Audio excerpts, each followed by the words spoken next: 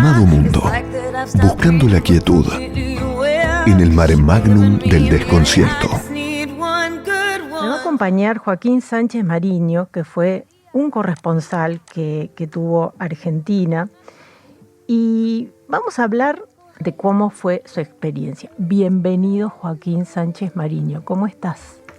Bueno, muchas gracias. Hola Adriana, un placer, un honor estar en tu primer programa de este amado mundo, odiado mundo a veces. Me siento honrado, por supuesto, como dicta mi tradición, llegué sobre la hora. Pero así es que así son los corresponsales de guerra, ¿verdad?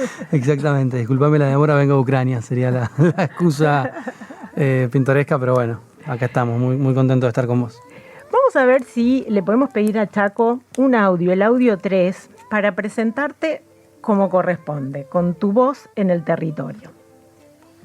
Ya entramos a Ucrania, acabamos de pasar el cruce fronterizo, que fue bastante tenso por cuestiones de papeles, pero pasamos sin problemas.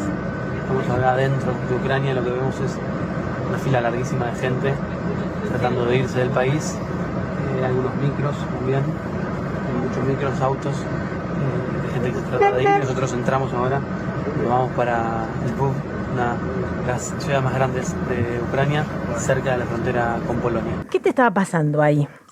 Bueno, fue una entrada que compartí con otra colega y amiga, con Cara Moroso, que bueno, que vos también sos amiga. Y lo que pasó cuando entramos a Ucrania fue que nos encontramos, hablo en plural por eso, nos encontramos con la cara de la guerra, que es la que iba a intentar contar, que era la cara humana. Parecía que todo el factor humano se estaba yendo de Ucrania, que no iban a quedar nadie. La impresión era que estaba quedando vacío ese país, porque la cola era infinita, pero claro, eran solo mujeres y niños los que estaban saliendo. Los hombres estaban adentro, muchas mujeres y muchos niños también quedaban adentro. Y fue encontrarnos con, así, como una bienvenida bien feroz de lo que era, a dónde estaba entrando, ¿no? Joaquín, ¿cómo fue eso de agarrar el teléfono, la mochila y partir para un lugar que se veía terrorífico en esos días?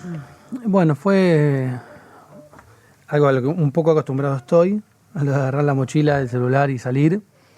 Pero una cosa es recorrer el país, tratando de contar crónicas de vida, y otra cosa es saber que te metías en el vientre del diablo. Sí, pero o sea, suena un poco absurdo decirlo, pero de algún modo siento que venía preparándome para que algún día la mochila y el celular fueran para ir a meterse en el vientre del diablo, por decirlo de algún modo. Obviamente subiendo la temperatura de los conflictos que fui cubriendo, que conoces bien, Venezuela, Chile, distintas circunstancias que nada tienen que ver con cubrir una guerra, pero sí tienen que ver con salir de manera medio exploratoria con un celular a la... voy a decir a la aventura, pero ahí tengo como una especie de nuevo vínculo con la palabra aventura que trato de usar con más cuidado. En un momento entrevisté el año pasado, o en el 2020, entrevisté a Karen Marón. Karen Marón es una corresponsal argentina que cubrió durante 20 años distintas guerras, ¿no? Y ella me decía que ella se indignaba mucho cuando algunos periodistas hablaban de ir a la aventura, que le parecía que ir a cubrir una guerra no era ninguna aventura, porque uno está trabajando con la tragedia humana. Un poema de Borges que decía... mi amor que no trafica con palabras, o que trafica con palabras. Bueno, nosotros estamos traficando con historias humanas. Entonces a ella decía que la palabra aventura le parecía irrespetuosa, y yo a partir de esa entrevista en 2020 la escuché y lo tomé en cuenta, y en muchas circunstancias dejo de usar esa palabra. Esto no era salir a la aventura. Sin embargo, otras coberturas que sí eran más aventureras me prepararon un poco para agarrar el teléfono y salir. Pero sí para salir al riesgo, porque ser corresponsal de guerra implica tener medidas de seguridad, tener ciertas prevenciones que en la cobertura habitual no tenemos. De hecho, si te fijas, Latinoamérica es bastante imprudente en cuanto a las coberturas. Yo imagino que cuando vos llegaste y viste tus colegas europeos, te diste cuenta que la cosa no era igual. No, es otra liga, digamos. Bueno, partiendo de la base que uno cuando sale de Argentina no puede salir con chaleco antibalas porque te piden que tengas exportación, porque considero un arma, entonces vos no podés irte a menos que tengas exportación de arma. no puedes salir con tu propio chaleco, lo cual es un absurdo. O sea, uno puede ser un Totalmente. corresponsal de guerra, yo podría seguir queriendo cubrir conflictos y no puedo volver acá con mi chaleco. Pero de hecho, cuando cubrís narcotráfico, cuando cubrís marchas, las manifestaciones, si uno quería ir a Perú a cubrir justamente las manifestaciones del último día, necesitabas tener un chaleco Exactamente. antibalas. Bueno, ¡Qué locura! eso No sabía está. eso. Ni el chaleco ni el casco. O sea, tenés que tener, insisto, está registrado, es considerado un arma. Y eso complica mucho. En mi caso yo ya lo sabía, pero hubo periodistas de otros medios que llegaron hasta Ezeiza con el chaleco y le dijeron, no, mirá, tenés que dejarlo acá. Y incluso en realidad tendrías que tener un problema por tenerte el chaleco con vos. Y esto es algo que, no es por criticar a Argentina, pero esto es algo que solo sucede con nosotros, porque allá me encontré con corresponsales de todo el mundo, no solo de Europa, sino también en algunos lugares de Latinoamérica, experimentados que llegan al conflicto con su propio chaleco, como es mandatorio, digamos. En ese caso nosotros tenemos esa dificultad extra. Sumado a eso, bueno, la dificultad de conseguir, como yo llegué muy pronto, primeros días de conflicto, no estaba desarrollado. Si vas hoy a Ucrania, podés en la frontera, en el Lviv, la ciudad más al oeste, encontrarte con la gente de Reporteros Sin Frontera, que abrió una oficina más o menos al día 15 de conflicto, y que consiguieron chalecos y están proveyendo, alquilando, prestando. Pero sí, cuando llegué yo, eso era muy, muy fresco, muy nuevo, no se conseguían y bueno, pude conseguir gracias a la ayuda de un amigo alemán. Un amigo alemán que, por cierto, me hice ahí, digamos. No llegué con el amigo alemán esperándome con el chaleco. Pero bueno, evidentemente ahí hay una desventaja grande para los que queremos cubrir este tipo de conflictos. Ahora, vos hace un tiempo habíamos tenido una entrevista para las redes, hablando de tu idea de generar un periodismo que no tuviera ese corset del periodismo de la actualidad inmediata, y lo llamaste underperiodismo. ¿Cuánto del underperiodismo apareció o sirvió para poder meterte en ese territorio, y cuánto de lo que habías aprendido en los medios de siempre te ayudó? En este caso creo que fue una síntesis buena de ambos métodos, digamos, pues yo pienso que me moví y que trabajé en terreno con todas las herramientas de underperiodismo. Underperiodismo es como la manera en que yo le llamo el periodismo independiente, pero que obviamente esas técnicas las abrevé de mi experiencia como periodista tanto independiente como en medios. Pero digamos que me moví con la libertad del underperiodista, por usar mis propios términos, porque me iba liviano, solo a la ciudad que quería, como quería, del modo en que quería, alejándome de hecho de ciertos protocolos de los grupos de periodistas. Yo me movía en tren, de un modo que fue que hoy cualquiera que va a Ucrania ya sabe, más o menos, pero que en los primeros días era como raro, así como un tren en plena guerra. Fuimos descubriendo algunos que funcionaban, que seguían funcionando. ¿Qué es eso? Digamos, ya de turismo te resulta un descubrimiento el tren en Europa y su funcionamiento y su confiabilidad. Claro, eso la primera visita a Europa siempre te sorprende por eso, pero en este caso era doblemente la sorpresa porque uno presumía que eso iba a dejar de funcionar. Había horarios especiales y modos extraordinarios de funcionar, pero funcionaba. Entonces, en los métodos logísticos, digamos que me moví como un underperiodista. Pero, en este caso, aunque yo generalmente soy muy crítico, concilió con los métodos de publicación y con los tiempos de publicación de Infobae. Hicieron una síntesis para mí muy virtuosa, porque realmente en este caso sí se necesitaban tiempos de producción y de publicación veloces, que por ahí en otro contexto yo diría no, más vale tomarse su tiempo, pero en este caso era todo tan urgente que creo que fue una buena síntesis entre esa independencia y los métodos que incorporé en Infobae. Vamos a escucharte en el audio 2, a ver si recordás esa situación. Es la nueva organización de las estaciones, la gente duerme acá, se acostumbra a dormir acá, esperar el tren. Las estaciones son muy lindas, muy fastuosas. Y bueno, insistimos, la idea es no importunar a nadie. Hay gente acá, son las 12:30 de la noche, la gente está descansando, así que no queremos molestar. 12:50, casi la 1 de la mañana.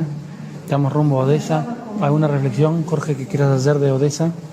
Es una ciudad maravillosa, es ahí donde nace quizás una de las historias más lindas del cine, el acorazado Potemkin. Es una ciudad también rusófila, así que con mucha población que podría ser incluso prorrusa en un momento clave. Vamos a ver si es acá, va a Odeso. ¿Odeso? ¿Odeso no? ¿Odesa? ¿Odesa? Ah, bueno, le estábamos preguntando a la gente si va, el tren que acaba de llegar va a Odesa, no va a Y Odesa. aquí va muy rápido y perder el tren significa quedarse acá hasta mañana. Así Exactamente. El tren acá, de aquí hacia Odesa, pasa una vez por día a las 12:30 de la noche, está demorado. Entonces, si lo perdemos ahora, tenemos que estar todo otro día acá. Pero bueno, obviamente que la programación de los trenes no es habitual, es extraordinaria por la situación. Pero bueno, muy amable el pueblo ucraniano, ayuda, pero obviamente que hay una barrera idiomática. En fin, hacia ahí vamos, hacia el sur, a seguir contando esta historia por toda Ucrania para poder llevar la mejor información de primera mano. ¿Quién era este amigo que apareció? Bueno, este audio es casi como tardé un poquito en recordarlo y recordé perfectamente después. Es casi una especie de stream, ¿no? Hoy en día sumamos una nueva capa a las redes sociales, está el streaming ahí comandando y esto es casi... Pero contá qué es el streaming. Porque a ver, por ahí uno le parece que es lo más normal y, claro, y está bueno recordar en qué consiste. Es lo más normal hace 2 meses. Hace 2 meses. El streaming, los streamers son un streaming es una transmisión, ¿no? En directo. Los streamers son estas personas que transmiten en directo. Nacieron del gaming. El gaming es el arte de jugar jueguitos y mostrar cómo uno juega los jueguitos. Al principio, bueno, Coscu es el mayor referente en Argentina, que mostraba cómo por ahí jugaba partidas de Fortnite o distintos juegos y la gente, los chicos... O Ibai Llano, que ahora es una celebridad. Bueno, Ibai, claro, es la continuación. En su momento eran chicos mirando cómo otros jugaban a los jueguitos. Y ahora están chicos transmitiendo la guerra en directo con las mismas reglas de los juegos de guerra en la Exactamente, computadora. o sea, ese juego de guerra que se transmitía a través de los que jugaban, hoy se convirtió en la vida real. El escenario de guerra en Ucrania ya no era un jueguito. Bueno, no hubo streamers. Ibai Llanos es el más famoso español que habla durante horas y horas hablan. Pero yo decía el vínculo con el stream porque era esto de mostrar en vivo, tratar de mostrar algo que estaba sucediendo en vivo sin que medie edición. Ahí estaba justo con la voz queridísima de mi amigo Jorge Said, un amigo chileno. Él es documentalista, tiene un programa en History Channel, History 2, que se llama Buscando a Dios, un programa que tiene ya 2 temporadas, que se dedica a buscar la fe por el mundo, y que tuvo la característica de estar en Irak durante la guerra, tratando de entrevistar a gente. Estuvo en Afganistán cuando sucedió la levantada talibán y también quedó atrapado en medio de la guerra y hizo el programa desde ahí, y ahora quedó atrapado en Ucrania cuando se levantó la guerra y también hizo el programa desde ahí. Lo conocí en Kiev, trabajando, nos encontramos, pegamos buena onda y como los dos éramos medio lobos solitarios, hicimos equipo y viajamos juntos durante cerca de 15 días. Ahí estábamos en una estación en el centro de Ucrania, esperando para tomar un tren a la medianoche. Y bueno, ahí compartíamos tiempo con él y fue un aliado fundamental para esto de las coberturas, un aliado en el camino. Hay que contar que las señales de noticias, estas que mencionabas, que estaban ya preparadas para transmitir la guerra del Golfo, tienen equipos de más de 20, hasta 40 personas, que suelen tener equipos, algunos divididos en aquellos que van y tratan de buscar la noticia, la crónica, el territorio. Está el presentador, que generalmente se preserva, porque también es muy difícil, con toda la atención, sumar la búsqueda de refugio, de dónde pasar la noche, de comida, y además después poner la cara frente a la cámara. Y después están los lobos solitarios. Y te voy a traer un audio de una loba solitaria, que también se hizo muy conocida en esta guerra. La vamos a escuchar a Sol Macaluso. Al principio me juzgué mucho como diciendo, ¿qué hice? O sea, 4 años de carrera escuchando que no tengo que hacer esto y me pongo a llorar delante de una cámara y le mando un saludo a mis padres. Pero era mi primera guerra y antes de ser periodista soy hija, soy persona, soy amiga. Y si eso no se puede mostrar, lo lamento mucho, pero en ese momento para mí la prioridad era hacerle saber a mi gente que estaba bien, elegía estar ahí, que elegía hacer mi trabajo, que estaba haciendo mi profesión de la manera más profesional que podía con las herramientas que en ese momento tenía. ¿La conociste a Sol? La conocí y la considero una amiga también. A ver, contanos quién es Sol Macaluso para los que no la ubican, pero seguramente con la anécdota la van a recordar.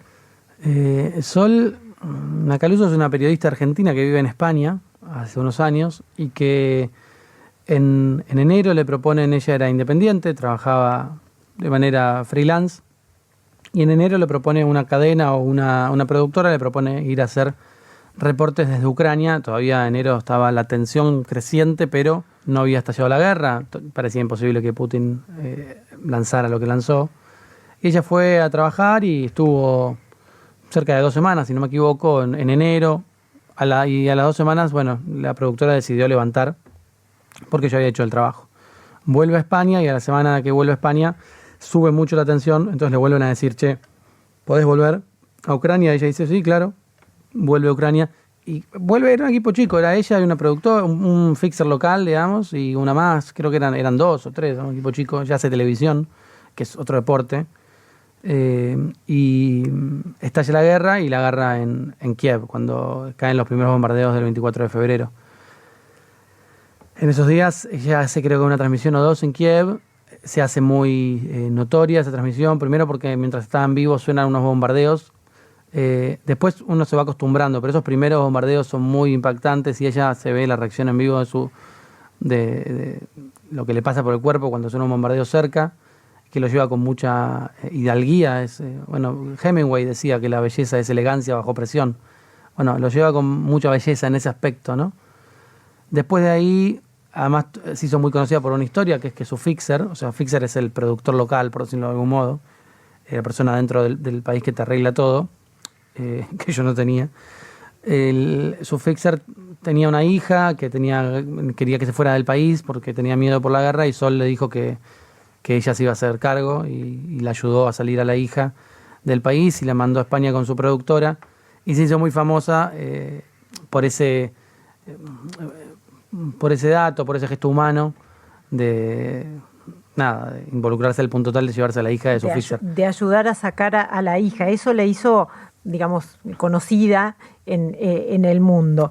Vamos a escuchar el audio 6, porque menciona en ese audio que pasamos de Sol el tema de lo personal, ¿no? Que eso no le pasaría a un presentador de estas cadenas que van con un profesionalismo de años de contar guerras. Hubo un momento de Clarissa Ward, la corresponsal de CNN, que va en efecto con un equipo 2030.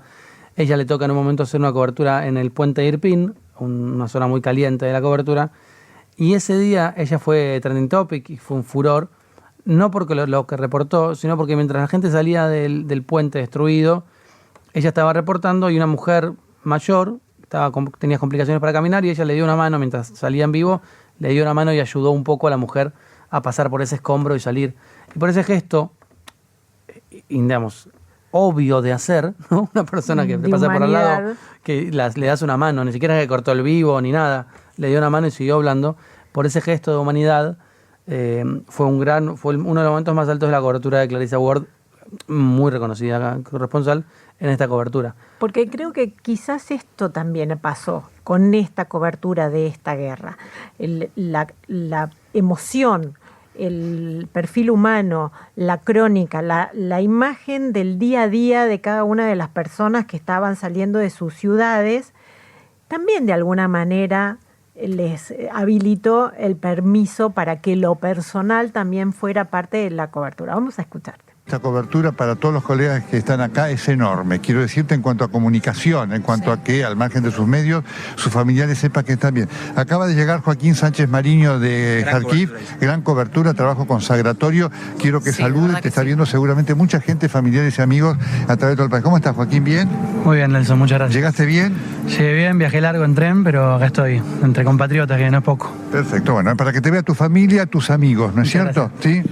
Estoy bien, estén todos tranquilos, así que bueno, gracias por el momento, por el espacio. Por favor, trabajo consagratorio, te felicitamos, ¿sí? Está tu fotógrafo también acá, ¿no? Está acá, acaba de llegar Franco. Perdóname, Valeria, si saludan y ven y sabemos que están todos tranquilos. Franco, ¿cómo estás? Hola, bien, recién llegado, así que entrando en calor acá con el compañero, así que de a poco. Perfecto, bueno, ¿estás bien entonces? Sí, perfecto. Sí. Con los colegas de Infobae, todo bien, felicitaciones. Bueno, estábamos acá con Nelson Castro, que de alguna manera le dio también ese toque a su cobertura de transmitir todo el tiempo, acá estamos bien. Contanos ese episodio de ese salvarte por un pelo. Bueno, eso sí, había sucedido, si no me equivoco, un día o 2 días antes de ese encuentro con Nelson, un colega muy generoso y muy cariñoso. Y entonces yo estaba con una especie de alegría, o de cuando si alguien ve ese video, yo estoy como riéndome. Y parecía claro, cualquier editor te diría, che, no te rías, estás en la guerra, estás transmitiendo algo que no es lo que estás viviendo. Pero yo venía de una experiencia muy traumática, que era en Kharkiv, y estaba como, sonriendo todo el día porque había tenido otra chance. En Kharkiv estaba Kharkov, según se diga en el idioma que se diga, ucraniano o español, o ruso en realidad. Estaba en Kharkiv, que es la ciudad más al este, la segunda ciudad más grande de Ucrania y la que está más al este, más cerca de la frontera con Rusia. Recorriendo un barrio del Salvitka, se llama el barrio, es el barrio más bombardeado de Kharkiv, sigue siendo brutalmente bombardeado. Estaba recorriéndolo y en un momento entramos en un lugar equivocado, sin saberlo, era una zona de la línea, ¿no? La última línea de defensa, y después venía una especie de descampado, después las tropas rusas, y sin saberlo, porque había unas barricadas donde no había nadie custodiando, lo cual es raro. Si uno entra a una barricada y no hay nadie, es sospechoso. Y el conductor de ese auto junto a un fixer se equivocaron, se mandaron por ahí, aunque yo les dije insistentemente que no fuéramos por ahí, se mandaron igual, hasta que en un momento vimos un soldado que nos hizo señas de que escondido, ¿no? Que nos hizo señas de que nos fuéramos urgente. Lo hicimos y en el momento que le dimos vuelta cayó atrás nuestro un mortero. El conductor aceleró a todo lo que daba y 10 segundos después cayó otro mortero en el exacto lugar en el que dimos la vuelta. Yo llegué a darme vuelta a ver el fuego crecer sobre ese pedazo de asfalto en el que habíamos estado detenidos, y fue una situación muy espeluznante para mí, porque realmente fue 20 segundos, 30 segundos, y fue un error de parte nuestra, de parte de los rusos. Pensarían que éramos parte de las tropas, no sé, porque estábamos entrando sin saberlo a una defensa ucraniana. Y bueno, afortunadamente nos fuimos a tiempo, el azar, no sabíamos que iba a suceder eso, pero bueno, fue muy fuerte. Yo creo que ahí fue que se te vino alguien a la mente, y obviamente después lo contaste en las redes. Tu padre es héroe de Malvinas, tiene mucha experiencia en lo que es conflicto. ¿Por qué tu nota de vuelta fue una nota con tu padre? Bueno, en ese momento, cuando cayó el bombardeo, no se me vino nadie a la mente. O sea, la supervivencia. El único que tenía en la mente era el conductor, porque no paraba de insultarlo, porque hizo todo mal. Bueno, no lo insultaba en efecto, digamos, porque él no entendía nada de lo que decía, pero en mi cabeza yo lo insultaba mucho, insisto, en silencio, porque había hecho todo lo que yo le dije que no hiciera, y bueno, nos puso en riesgo, y no está bien para una cobertura tomar ese nivel de riesgo. Yo lo cuento ahora jocosamente y sobreviví, estoy muy contento, pero la verdad es que es completamente antieconómico ese nivel de riesgo. Entonces yo considero que fue un error en conjunto. Ahora después sí se me vino, muchas veces se me vino en la cabeza mi padre, porque obviamente la guerra está presente en mi familia y en mi cabeza desde hace mucho tiempo. Tiene que ver con él, con su vínculo, con su actuación en Malvinas, y después también con su vínculo intelectual con la guerra, porque es algo que él estudió durante toda su vida. Él hizo una tesis de doctorado acerca de la guerra, es el doctor en ciencias políticas. Entonces se me venía seguido. Y Gaby Cosifi, que es mi editora de hace muchos años en Infobae, me venía diciendo, obviamente se cumplieron los 40 años de Malvinas mientras yo estaba en Ucrania, y ella, que dedicó gran parte de su carrera, hizo un trabajo excelente y sigue haciéndolo respecto de Malvinas, está obsesionada con Malvinas, me decía, che, estaría buenísimo que puedas hacer una charla con tu viejo antes de irte de Ucrania, porque son 40 años y vos estás en la guerra. Yo le decía, bueno, ya la voy a hacer, pero la esquivaba, la venía postergando, no quería hacerla porque me parecía incómodo el lugar en el que me ponía yo. O sea, había que ser muy sutil, ¿viste? No quería que pareciera como decirme, de 40 años después de la guerra de Malvinas, que estuvo mi viejo combatiendo, estoy yo en la guerra. Que no es equivalente. Que no es equivalente, entonces yo la venía esquivando esa nota. Me parecía buena nota y si yo estuviera en el lugar de Gaby también la pediría. Porque es una cosa bien, digamos, si querés, viralizable. Y hasta le decía a Gaby, si querés poner a alguien que nos la haga, pero a mí me parece muy incómodo. Y ahí, qué sé yo, y ella insistía, yo creo que nadie como ella ve sumarios interesantes, y sabía que iba a ser una nota interesante. Y el último día, antes de irme, dije, bueno, me dijo, bueno, está bien, no la hagas si no querés. Como se resignó. Entonces dije, bueno, no, la voy a hacer, pero voy a hacerle una entrevista. O sea, la nota no va a ser una charla yo en la guerra y él, sino una entrevista. Porque 40 días después de estar en la guerra, había muchas cosas que entendía o que podía preguntar diferente. Y había uno podría decir que no hay un vínculo más profundo que el del padre y un hijo, pero el de un padre y un hijo que pasaron por la experiencia, aunque diferente, de la guerra es profundo. Entonces pude preguntarle algunas cosas que antes no, y fue esa nota. Me pareció que era bien hacer una última nota entrevistándolo a él. Hay que decir que hubo muertos en la guerra, bajas de periodistas, pero hay un dato curioso. Ustedes saben que hay una organización que se llama Reporteros Sin Fronteras, que de alguna manera es esta que le brindó el chaleco a Joaquín y a otros. No, a vos te lo brindó. A mí no, pero sí a colegas. Que estaba brindando a colegas. Y en lo que va del 2022, 6 periodistas murieron en Ucrania, pero 7 en México y 1 en Brasil y 2 en Haití. Es decir, que Latinoamérica lleva más periodistas muertos que la guerra de Ucrania. Entonces, más allá del recuerdo para algunos de ellos, también pensar en este riesgo que significa ser periodista, no solamente en condiciones de guerra. Pero voy a retomar uno de los casos que quizás también fue de los más conocidos, que fue Oksana Baulina, ¿no? que era una periodista de un medio que se llama The Insider, y que fue acribillada en el estacionamiento de un shopping. Digo, ¿cómo se sentía esto que quizás vos nos contaste recién con esos bombardeos que sentiste cerca? Esta idea de que llevar el chaleco que dijera prensa no significaba nada en estas condiciones en las que estaban trabajando. En el caso de Baulina, de hecho, fue lo que le direccionó el misil que recibió. Sí, bueno, el caso de Baulina nos impactó a todos porque lo tomamos. Primero entendimos, nos pareció que era una cuestión obviamente teledirigida, ¿no? Ella había sido muy crítica del gobierno de Putin y entendimos que fue una cosa teledirigida, ¿no? Que se la tenían jurada. Le cayó un misil en un estacionamiento del shopping que había sido bombardeado un día antes. Ese mismo día yo había estado en ese estacionamiento, había estado el día anterior en el shopping, y como yo, muchos otros de nosotros habíamos estado por o sea, el mismo día que Baulina, en el mismo lugar. Pero le cayó un mortero en un lugar preciso, estaba en un auto ella, cayó exactamente en el auto. Hubo otra persona más que fue víctima de ese ataque, que estaba pegada junto al auto, pero nadie más alrededor fue herida por ese ataque. O sea que no es que fue un misil potente, fue bien teledirigido, y lo entendimos primero como esto, como algo que se la tenían jurada, y segundo como un gesto de intimidación, de decir, si queremos, podemos, y con esta precisión, a quien queremos, cuando queremos, ¿no?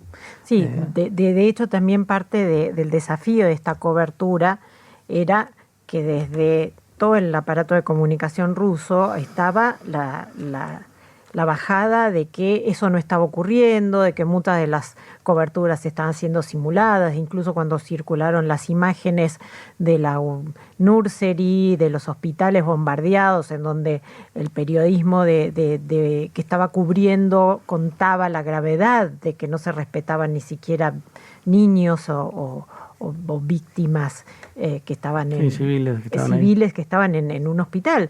Y Rusia decía, no, eso estaba armado, son actores rusos. ¿Cómo se vivía eso desde ahí?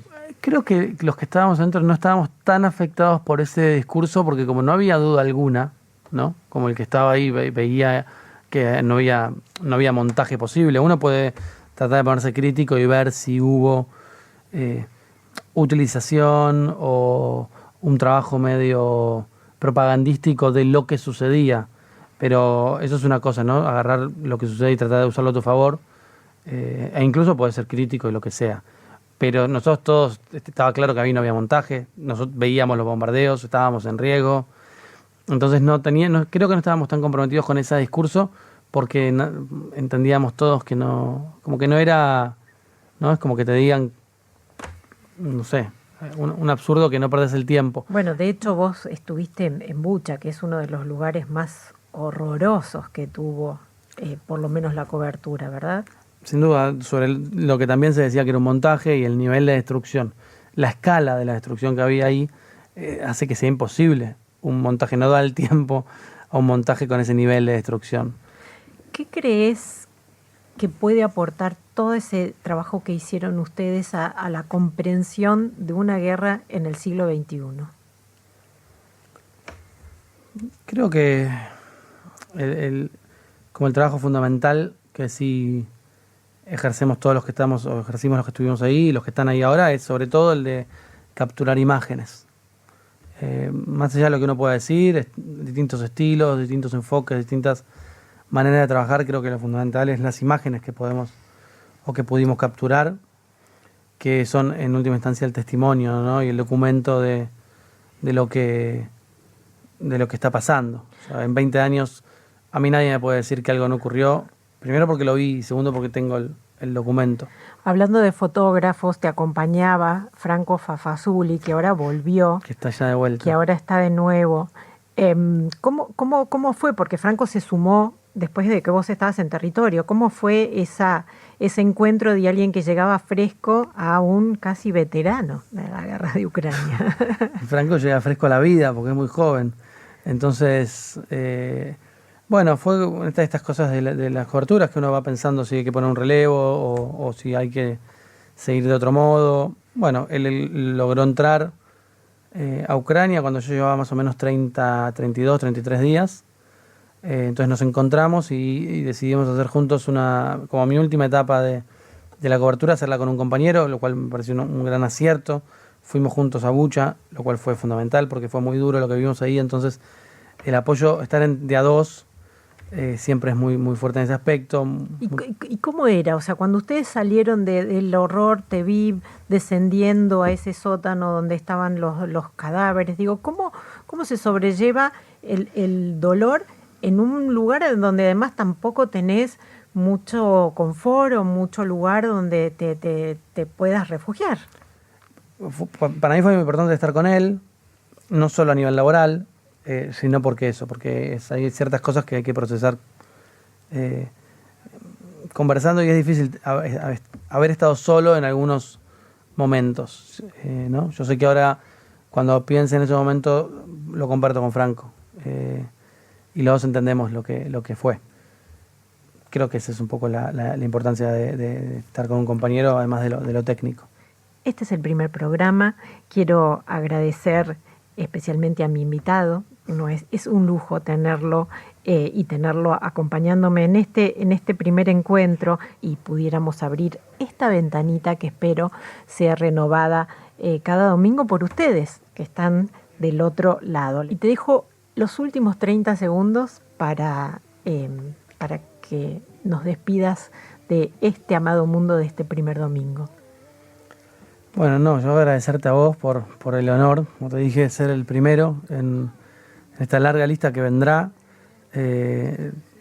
todos la tendrán más fácil, porque todos podrán decir cosas más inteligentes que las mías, pero agradecerte siempre por acompañarme en este camino, a veces independiente, a veces no tanto, lo digo por mi estatus de empleado o no, pero siempre, nada, ayudándome a pensar, a mí en lo personal, ayudándome a pensar sobre mi oficio, y creo que a toda la gente que te escuche le servirá para ayudar a pensar sobre lo que toque en cada domingo. Así que gracias de vuelta. Gracias, Joaquín, y nos seguimos viendo en Amado Mundo. Amado Mundo.